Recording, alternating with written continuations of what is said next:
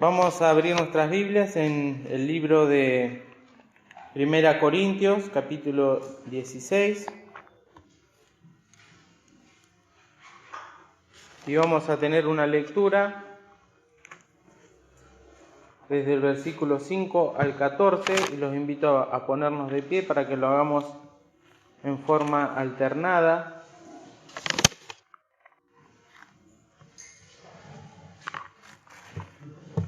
Primera Corintios, capítulo 16, del 5 al 14. Y en estos versículos que hemos tratado, tenemos un verdadero ejemplo de servicio fraternal, ¿no? Es muy resumido el estudio que tenemos, el libreto, pero realmente es así. Y Pablo presenta una preocupación en estos hermanos de Corintios y está ejemplificada esta preocupación por las 3 visitas que se tendrían que concretar para ir aquí a Corinto.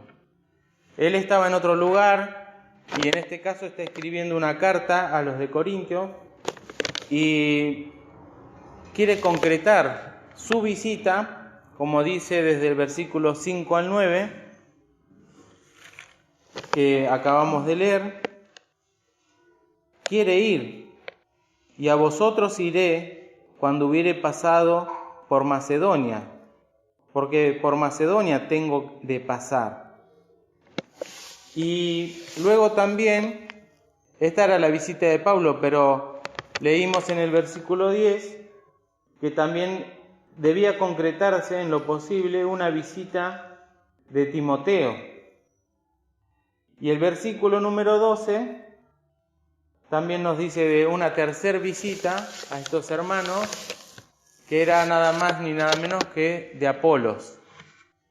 Y esa era una preocupación que Pablo tenía, y cabe resaltar esta palabra para que nosotros podamos comprender con qué espíritu Pablo se movía en las regiones.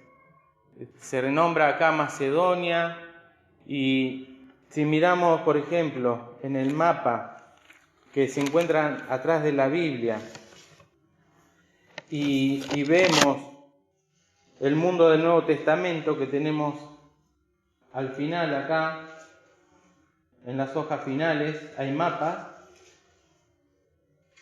Quizás lo que más conocemos es Italia, que se ve acá, esta botita, ¿sí? Y acá, del lado derecho de Italia, tenemos Macedonia.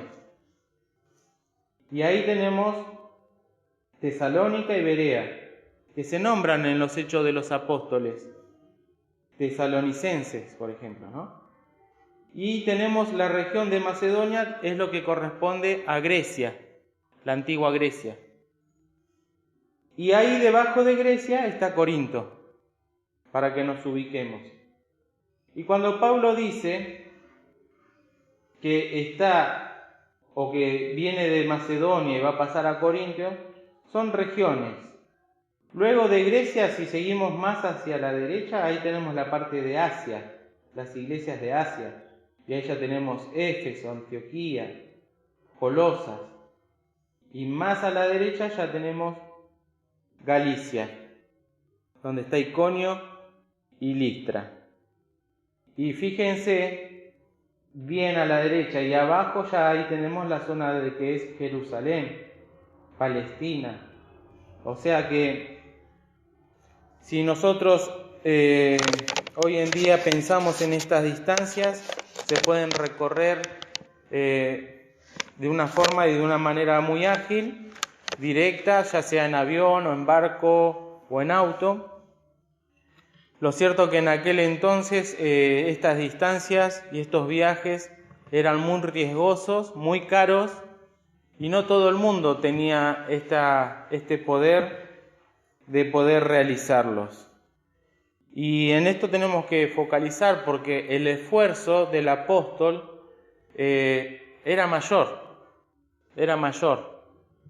Por eso se nombraba también el domingo pasado sobre las colectas, sobre lo que debían separar los hermanos cada primer día de la semana. En este caso el hermano Alfredo nombró los santos que estaban en Jerusalén. ¿Se acuerdan los motivos por los cuales tenían que recibir esta donación, esta colecta? ¿Qué pasaba en Jerusalén? Hambre. ¿Qué más? 3 cosas yo me anoté. Sequías en la tierra, porque si faltaban las lluvias, había sequía y todo eso producía hambres, persecución. Y vemos como en este caso los de Corinto, que eran gentiles, ayudaban y mandaban a Jerusalén. Y cómo fueron ayudados, ¿no? Los hermanos de allí. Así como los judíos, los de Israel, habían dado la palabra a los gentiles por mandato del Señor, ahora los gentiles les ayudaban en los bienes materiales, ¿no? Y en todo este viaje se necesita recursos, se necesitan medios, y los hermanos ayudaban para que él pueda hacer estos viajes que, como dije hace un momento, eran peligrosos y bastante difíciles de tomar la decisión, de dejar todo e ir de una región a otra. Pero como Pablo había sido comisionado por el Señor, tenía bien en claro lo que debía hacer, y esta concreción de los viajes hacia Corinto se iba a realizar. Pero él quiere no pasar poco tiempo con ellos, ni tener un momento en el cual pase nomás, sino que se iba a quedar, también el invierno deseaba él quedarse, después de que pase por Macedonia, por la región de Grecia. Y el invierno allí está en los meses de diciembre, de enero y de febrero, por esa zona. Y son 3 meses en los cuales deseaba el apóstol quedarse. Y esta preocupación que decíamos, fraterna, lo hace porque deseaba no solamente que el Evangelio se propague, sino que las almas sean salvas. Si buscamos aquí en Corintios, también dando vuelta la página, en el capítulo número 10, versículo 33, tenemos un sentir del apóstol. Si alguien me ayuda y lo quiere leer. Como también yo en todas las cosas complazco a todos, no procurando mi propio beneficio, sino el de muchos para que sean salvos. Muy bien. Y es 10:33. No procurando mi propio beneficio, sino el de muchos para que sean salvos. Acá hay un librito que se estudia en la escuela bíblica que se llama Historia Eclesiástica y cuenta la historia del apóstol Pablo desde su conversión, y el libro nos dice no solamente hay que meterse o estudiar, que está bien hacerlo, los viajes de Pablo, ¿no?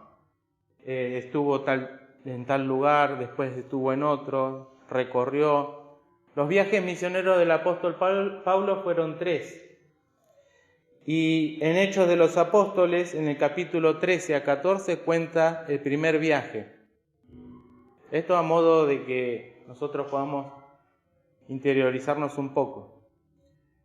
Después, del capítulo 15 al 18, el segundo viaje del apóstol, pero este viaje ya dura 3 años y medio. Y es en el año 51 a 54 de la era cristiana. Y del capítulo número 18 del Hechos de los Apóstoles al capítulo 20 es del tercer viaje. En estos 3 viajes Pablo, cual sembrador de la palabra, siempre tenía este principio que leyó recién.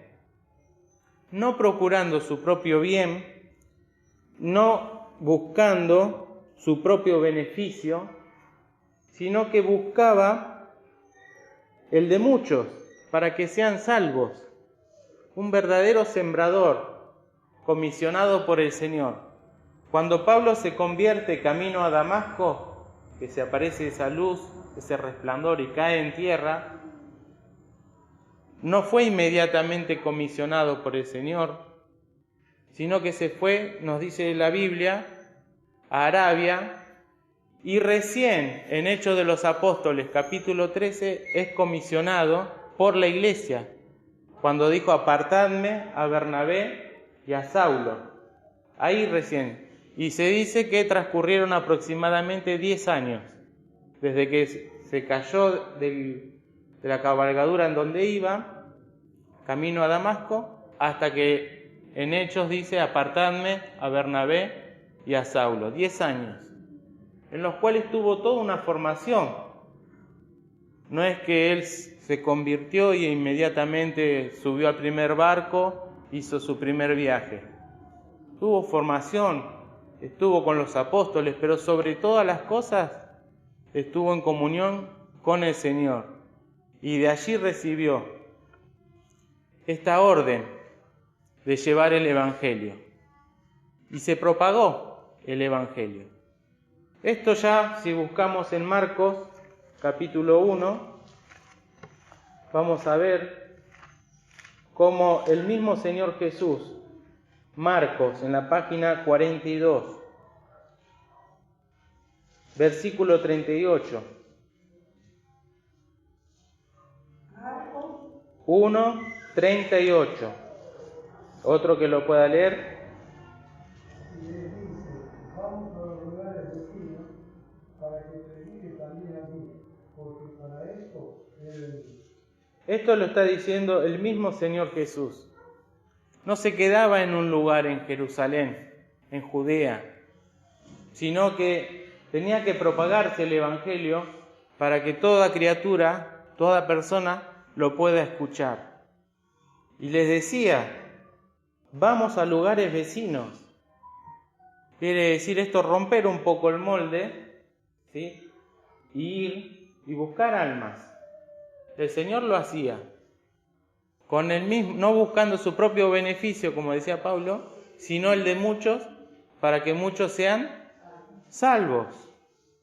Y cuando hablamos de salvación, no estamos diciendo que se pase de una religión a otra, no estamos diciendo que se convierta en este club o que se independice con este grupo o con esta persona, como pasaba con los corintios: yo soy de Pablo, yo soy de Apolo, yo soy de Cefas. No, estamos hablando de que se pasen o que crean en la palabra del Evangelio, que crean en Jesucristo como único y suficiente Salvador. Y la amonestación que Pablo hacía era, como podemos decir, después de que habían creído, algo que se encuentra en Filipenses 2:12. Y hay muchos en Hechos de los Apóstoles, después de que él se retiraba de un lugar e iba a ir a otro, él dejaba amorosamente instrucciones. Filipenses, en la página 222, 2:12. Hablando acá a los de Filipos, les dice, en la última parte, un versículo que debemos también tratar de entenderlo bien. ¿Cómo dice la última parte después de ausencia?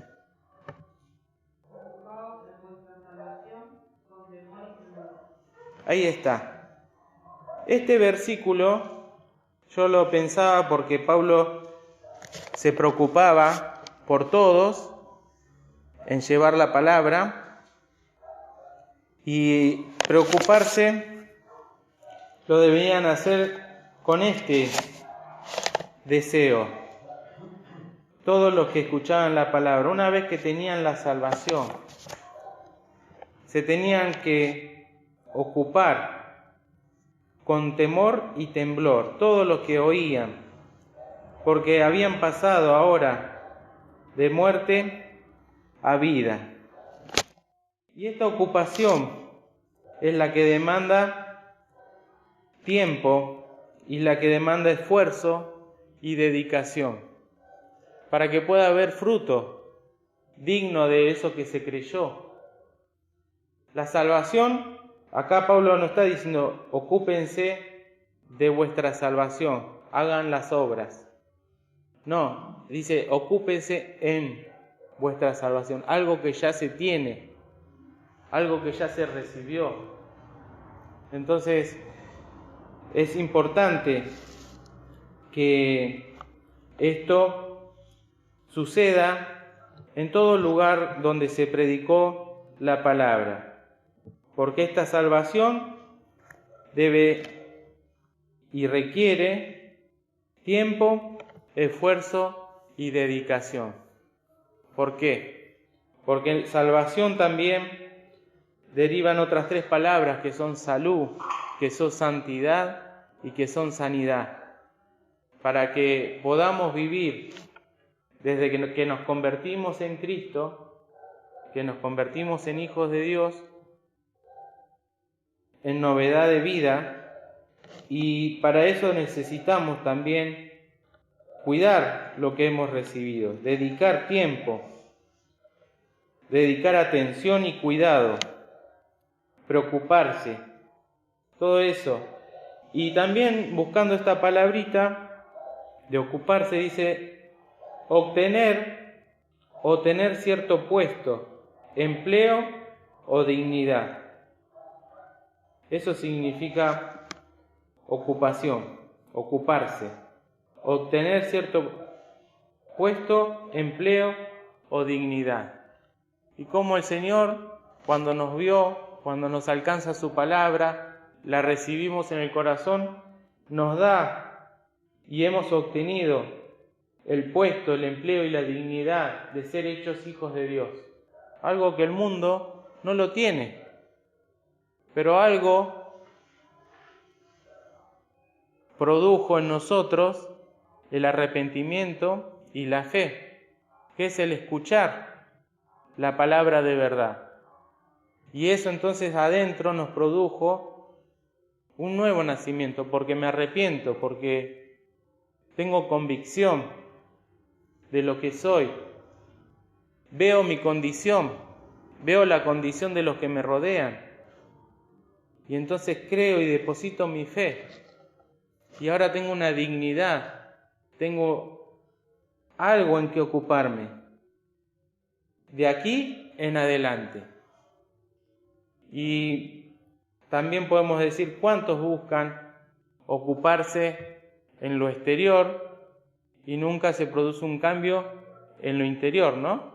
Porque como decía el otro día el hermano Alfredo, es más fácil sacar la billetera, cuánto hay que poner, cuánto hay que ofrendar, qué hay que hacer, qué hay que pagar. Pero por adentro no hay ningún cambio, no hay ningún nuevo nacimiento, nada me redarguye de pecado, entonces no me tengo de qué arrepentirme. Y ese es un engaño, que la gente piensa que haciendo cosas se ha de salvar.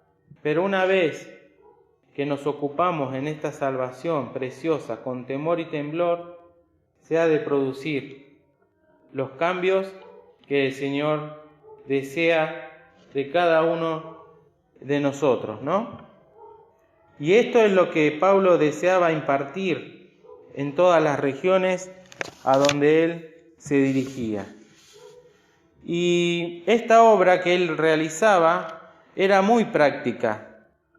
Quiere decir, no manejaba las cosas como se hizo en el tiempo de la pandemia, de forma virtual, moviendo o apretando un botoncito. Como dijimos, tuvo que hacer esos viajes Y si buscamos en el libro de Hechos, capítulo número 19, yo estuve haciendo una breve síntesis, pero es en Hechos capítulo 19, él está en la zona de Éfeso. En Hechos capítulo 19, página 156.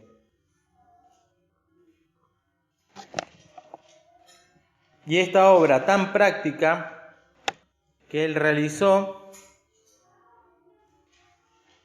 si miramos, comienza este capítulo encontrándose él con unos discípulos, con unos hombres, y le hace la pregunta del versículo 2 y versículo 3, dos preguntas.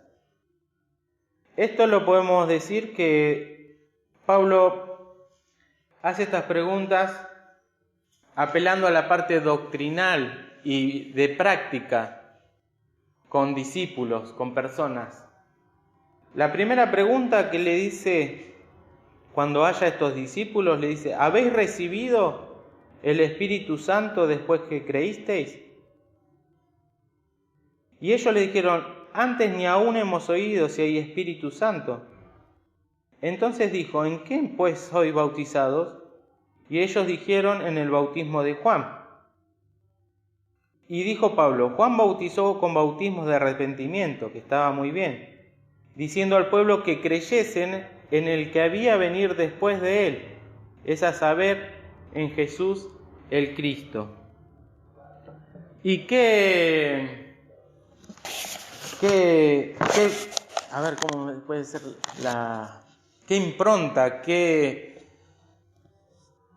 coraje para poder encontrar gentes y discernirlos y preguntarles a ver si era realmente así la conversión que habían experimentado. Y ni aún hemos oído, dijeron ellos, que hay Espíritu Santo. Entonces, después de que ¿cómo le dice la primera? ¿Habéis recibido el Espíritu Santo después que creíste? ¿Cómo se puede bautizar y no recibir el Espíritu Santo, no? Muchos piensan, me bauticé, y no es así. Se recibe el Espíritu Santo después que ¿qué? De creer. Lo mismo que dijimos recién. Cuando se produce eso en el corazón, esa convicción de pecado, se recibe el Espíritu Santo. Les vuelvo a preguntar otra doctrinal. ¿En qué sos bautizados? En el bautismo de Juan el Bautista.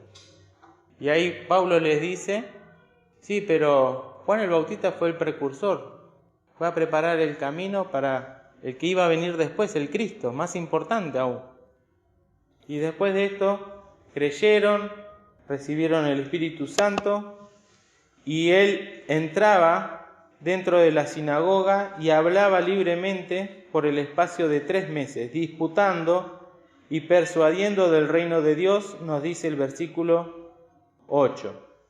Aquí ya lo vemos en plena acción, y cómo por el espacio de 3 meses entraba en la sinagoga y disputaba, contendía, porque tenía que persuadir acerca del reino de Dios y hablando a todos de la persona de Cristo. Y miren el versículo número 10. Nos encontramos con un Pablo que no como escribe en sus cartas, dice yo Pablo viejo, sino con un Pablo con fuerza, con vehemencia, ¿no?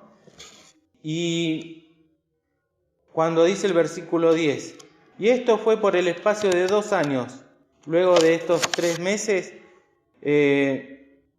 entrando en una escuela de un cierto tirano, y esto fue por el espacio de 2 años, de manera que todos los que habitan o que habitaban en Asia, todos, cuando dice todos, implica lo que la palabra lo dice, todos, judíos y griegos, ¿qué hicieron?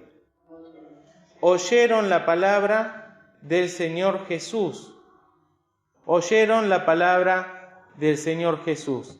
Esa era su predicación, llevar el Evangelio de Jesucristo. No era que se predicaba a sí mismo. Todos oyeron. Qué lindo, porque como cuando Dios utiliza un instrumento, cuando este instrumento se limpia y se pone en sus manos y obedece, todos pueden oír. Después el resultado de los demás queda en ellos, ¿sí? Pero uno, si se encomienda en las manos del Señor, y aunque no sepamos todo como Pablo sabía, pero nos preparamos en oración para algún encuentro sencillo, pero que puede dar una palabra de aliento y de vida eterna a algún alma, el Señor nos va a utilizar también, porque hemos de sembrar la palabra.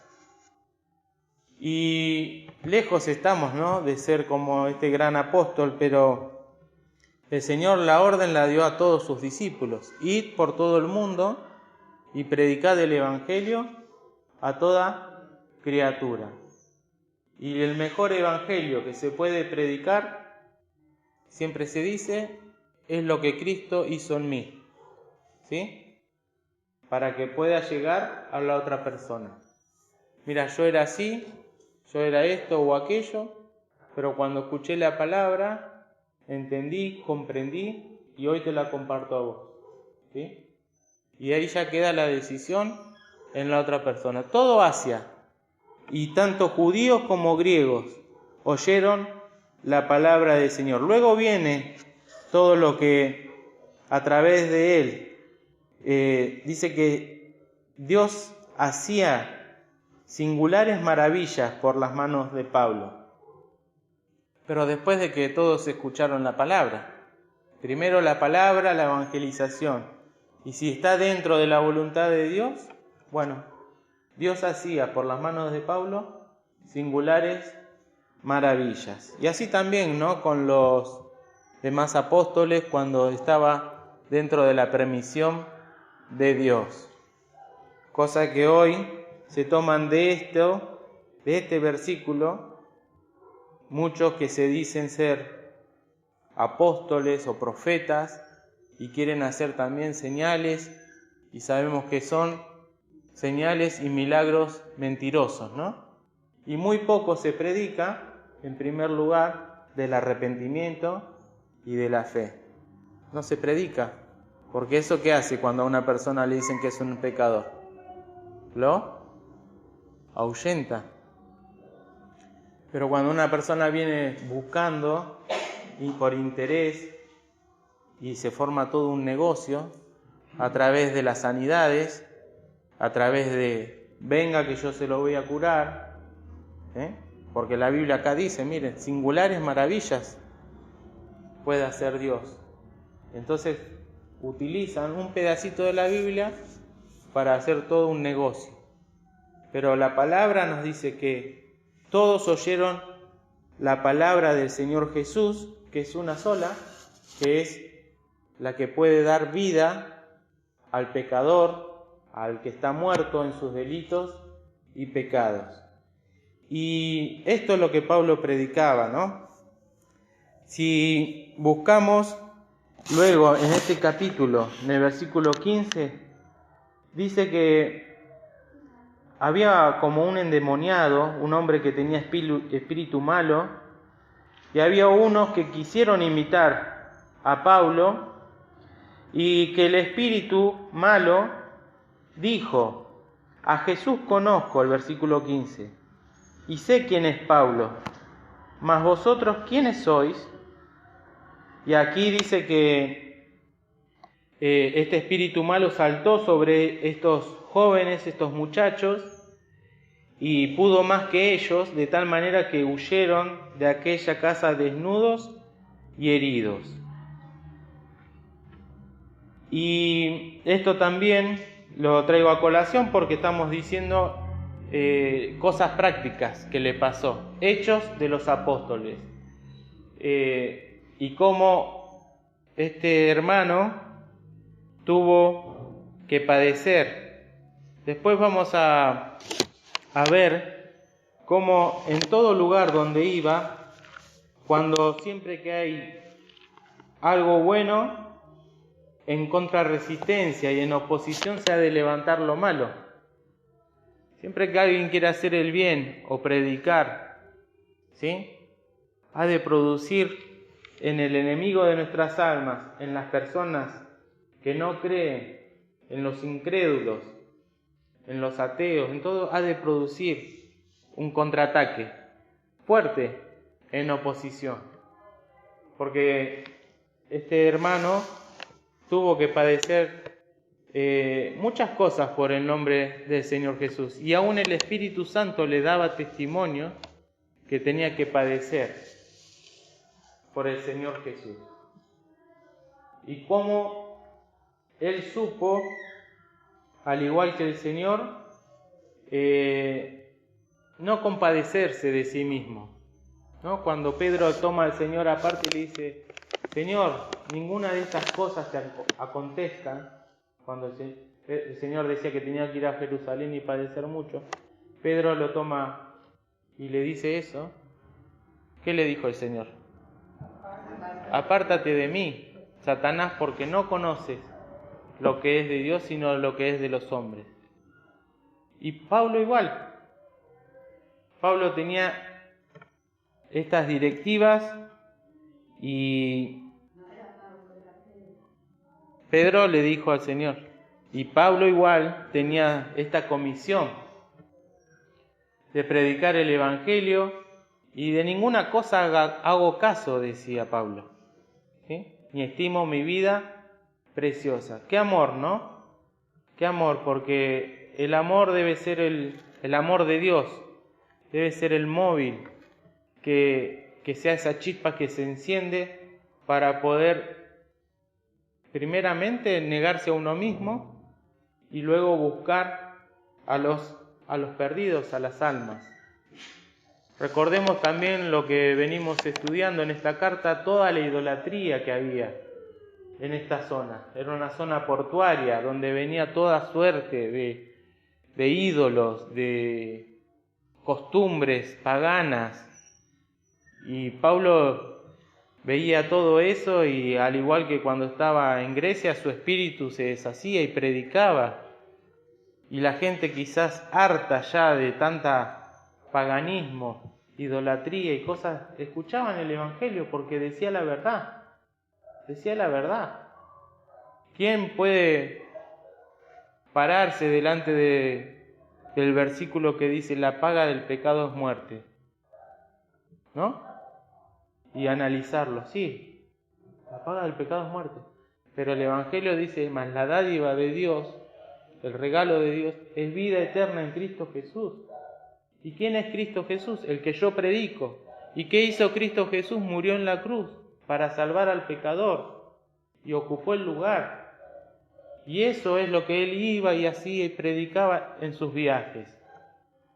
Y volviendo a Corintios, de Hechos 16, 19, por ahí lo volvemos a citar, pero porque Pablo trataba de ir aquí a los hermanos, quiere concretar esta visita, si el Señor lo permitiere, dice, y en todas las regiones él podía ver esto, lo que dice aquí en el versículo 9. Porque se me ha abierto, ¿qué cosa? Puerta grande y eficaz. Eso es lo que él veía. Hay unos versículos en los cuales el Espíritu Santo no le permitió a Pablo ir a unas regiones a predicar. Y después quisieron pasar a otro lugar y el Espíritu no les permitió. Pero en este caso dice que en Éfeso, justamente donde estábamos leyendo acá, que se produjeron estos acontecimientos de los discípulos, después que estuvo 3 años predicando al Señor, luego que se produjo un alboroto porque había una gran diosa Diana que daba mucha ganancia a Demetrio, que era el que la fabricaba. Entonces, ahí, en el medio de una olla en ebullición, Pablo predicaba la palabra del Señor. Y él veía una puerta grande y eficaz. Y si miramos esta palabra, la puerta en la Biblia nos enseña que es el Señor Jesucristo, ¿no? Que en San Juan 10 dice: yo soy la puerta. Una puerta que traspasarla nos ha de llevar o introducir al cielo. ¿Por qué? Porque necesitamos pasar por la experiencia de salvación, que siempre decimos lo mismo, creer en Cristo y arrepentirse de los pecados para ingresar al cielo. El nuevo nacimiento. Pero en el campo, la palabra de Dios debe correr y ser glorificada, ¿no? Dando salvación y vida eterna. Fíjense cómo dice en Hechos, capítulo 14,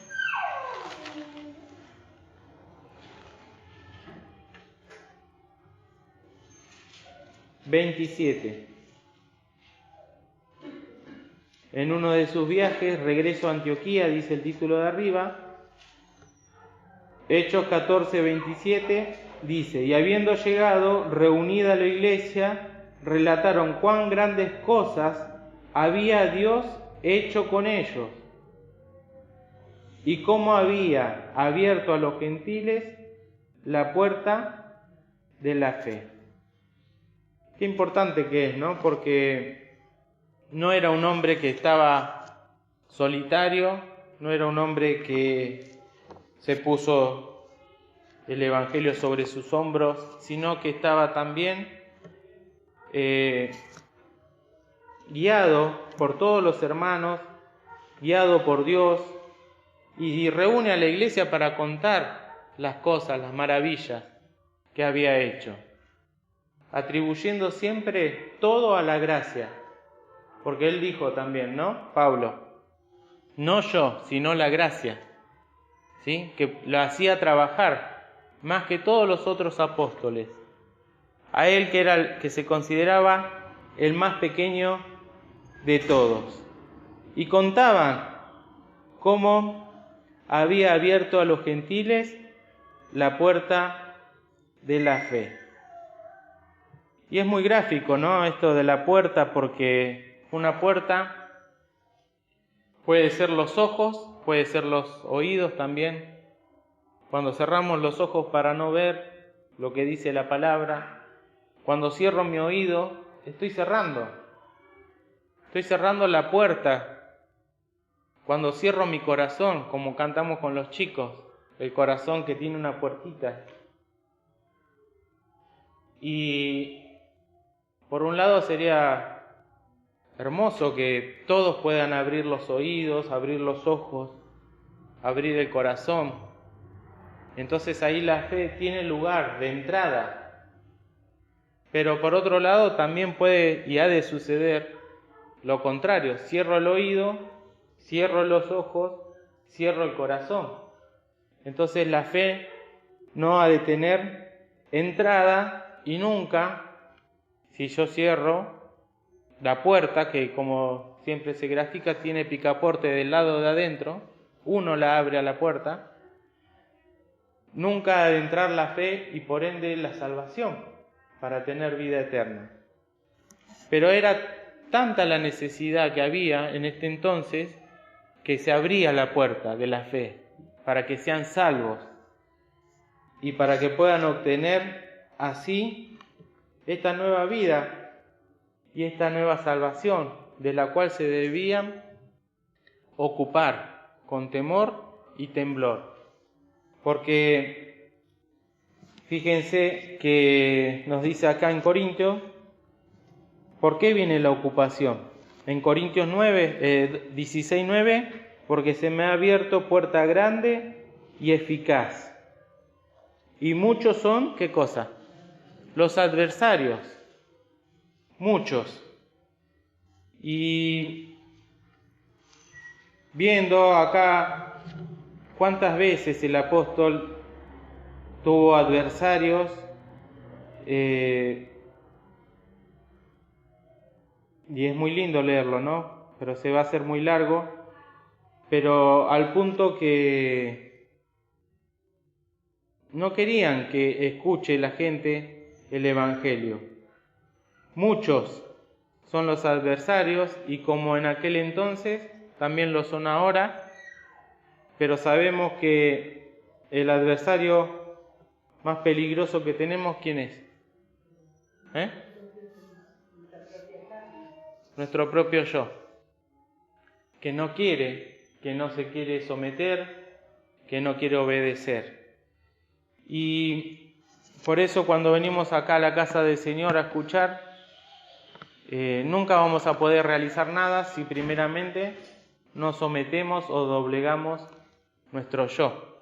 Cuando sometemos, crucificamos nuestro yo con sus afectos y concupiscencias, ahí ha de empezar la obra, ¿no? Mal se hace cuando se quiere dar una obra y todavía no se somete el yo. Entonces, para empezar a ver que los adversarios muchas veces están en nosotros mismos, ¿sí? Nuestros pensamientos, nuestros preconceptos, nuestra incredulidad. Porque muchas veces simplemente le echamos la culpa ¿a quién? A los de afuera. A los de afuera. Pero soy yo el adversario. Y continuando, para terminar hasta el número... en 1 Corintios 16, ya vamos tomando la recta final. El domingo que viene se termina con este libro. Nos dice de la visita de Timoteo, en el versículo 10, que también debía concretarse esta obra de que Timoteo se acerque hasta los Corintios. Pero qué lindo, ¿no? Porque da unas cualificaciones acerca de Timoteo.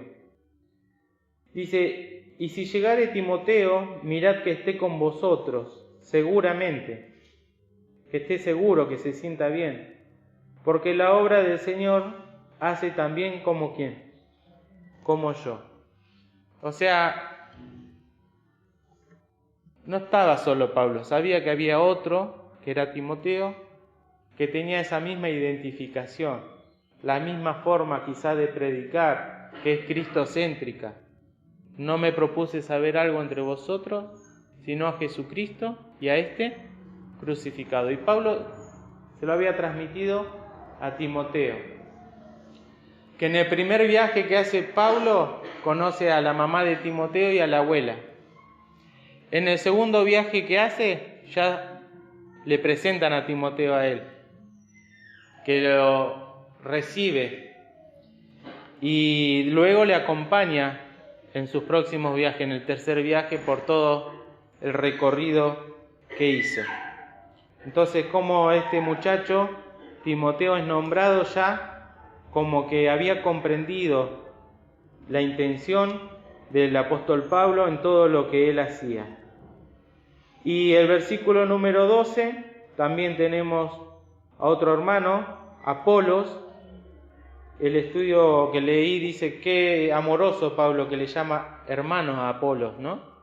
Cuando venga Apolos, que era alguien, un erudito, era muy elocuente, predicaba. Y tiene reacción también Apolo de ir a Corintios, que dice que aunque Pablo le rogó mucho que fuese, de ninguna manera tuvo voluntad de ir por ahora, pero irá cuando tuviese oportunidad. Algo que pasaba en el corazón de Apolo, no quería ir hasta Corintios, ¿sí? Pero iría cuando tendría la oportunidad. Esta palabrita también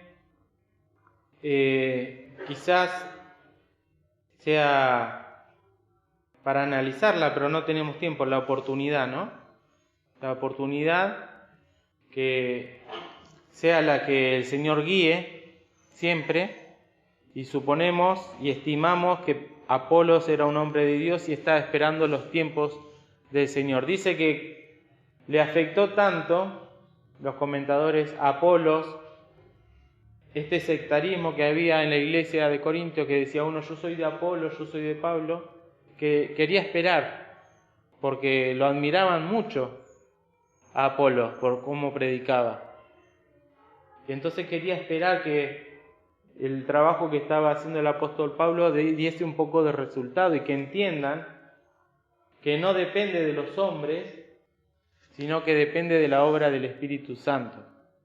Luego dice, velad, estad firmes en la fe, portaos varonilmente y esforzaos. El velar, con todas estas cosas que hemos estado estudiando, porque son muchos los adversarios, porque la palabra debe tener un proceso de sembrado, un proceso de crecimiento, como cantábamos en el corito, ¿no? Que nace y crece la plantita. Y en todo eso se debe velar, se debe procurar cuidar, porque los adversarios van a procurar destruir. Ayer nomás, dando una pasada por mi jardín, mi limonero, ya vi que estaban las hormigas negras cortando los renuevitos que tiene arriba de las primeras hojas esas, y ahí nomás me puse manos a la obra. Pero digo, si yo descuidaba un día o unas horas más, me lo dejaban pelado. Eso es velar, estar mirando para que no pase lo malo.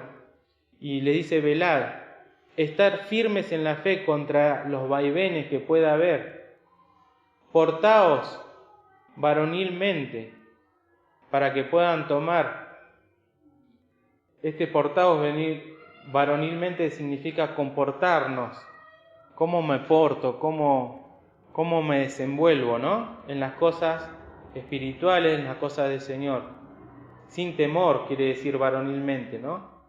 Que no le tenga miedo al que viene con otro Dios o con un ídolo, que le pueda hablar. Portarse varonilmente significa también tratar bien a la esposa o al esposo, no discutir. ¿Por qué? Porque comprendí.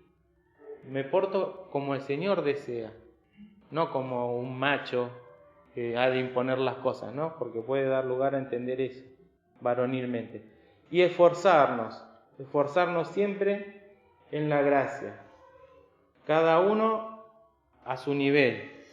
Esforzarnos, porque sin esfuerzo no hay nada, ¿no? Pero que sea en la gracia.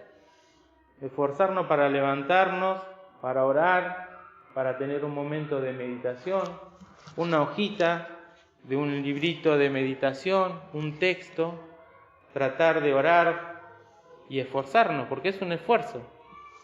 Y esforzarse en la gracia para seguir adelante y firmes en la fe. Y terminamos con el 14. Todas vuestras cosas sean hechas con caridad. Como el apóstol nos da el ejemplo, ¿no?